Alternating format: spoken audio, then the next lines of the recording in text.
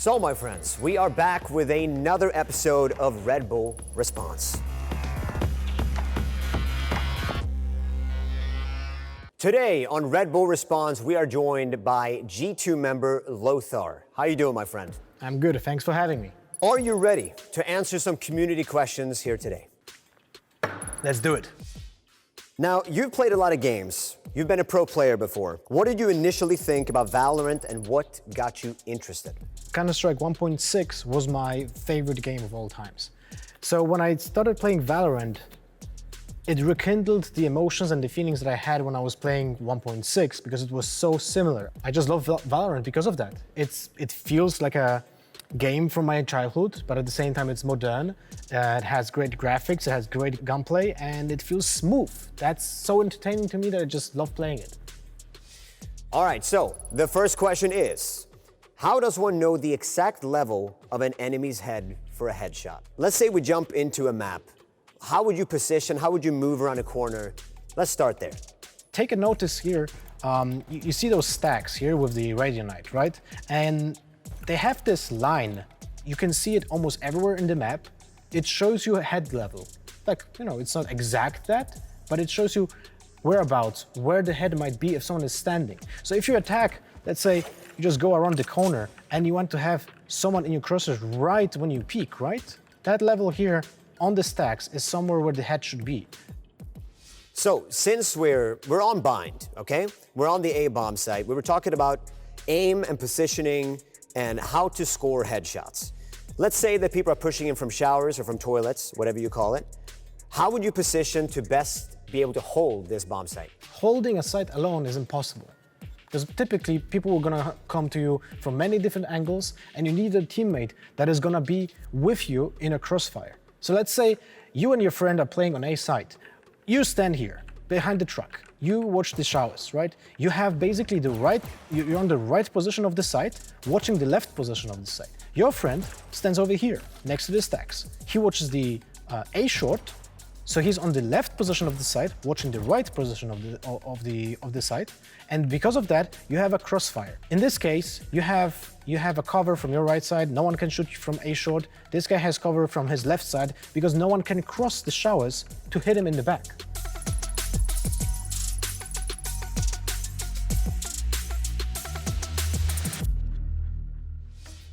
Well, since we're on bind, I would love for you to set up how you would protect B bomb site with whatever agent that you prefer to play.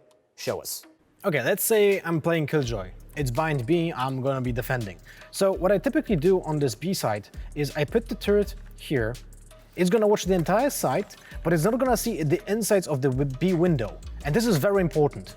If someone will jump out of the window here on the sand or on the box, this little guy gonna start shooting. And this gives me information that someone is here. The second part of the setup is even more important. So I have the nano swarm that I put right below B window, and that gives me the ability to damage the people that will jump out of the window when this little guy gives me info.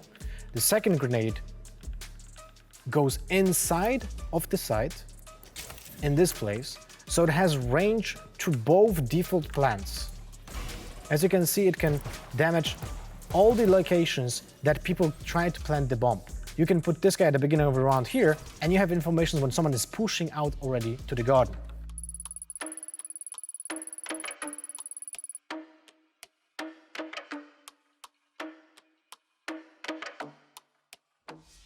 All right, Lothar, next tweet is coming in from Hirama, who's asking, any tips on making a strategy on attacker side in general? Obviously a very broad question.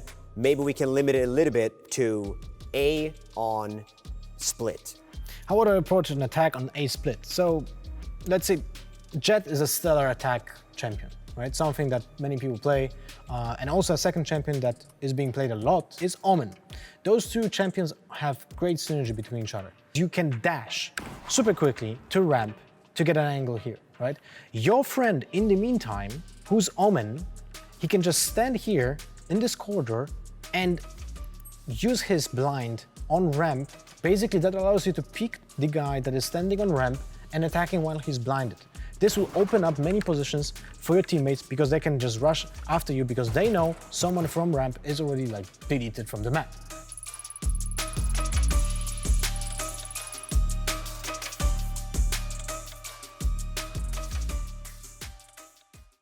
All right, now this next one, you're gonna enjoy this one.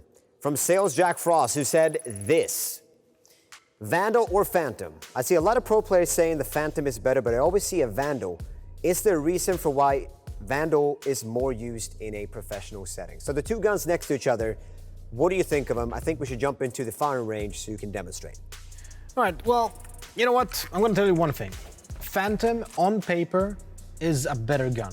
Like, statistically speaking, he is a better gun. He has the same damage as Vandal, so he will kill with the headshot up to 15 meters. He's gonna fall off when it comes to the damage a little bit away from that. Has bigger clip, 30 ammo in it, has a suppressor, so you can shoot through smokes, right, without tracers, which is very valuable, and you will not be heard above 40 meters, which also gives less information, which is crucial when it comes to playing competitive. What about spraying, for instance? Do the two guns differ?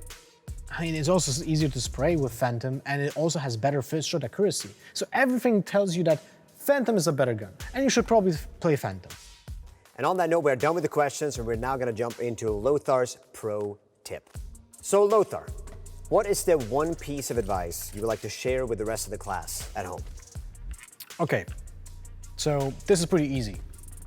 When you're trying to learn Valorant, don't shoot like this. Don't do full auto. It's, just shoot few bullets. And you try to control it so it always goes in the same place. And when you have like this control over your gun, you're gonna be more effective in the game itself. And because of that, you're gonna be able to deal more damage. Because of that, you're gonna have better scores. Because of that, you're gonna win more matches. All right, Lothar, that was great advice, and we are done for this time. Thank you for watching Rebel Response. Thank you, Lothar, for being here. Goodbye for now.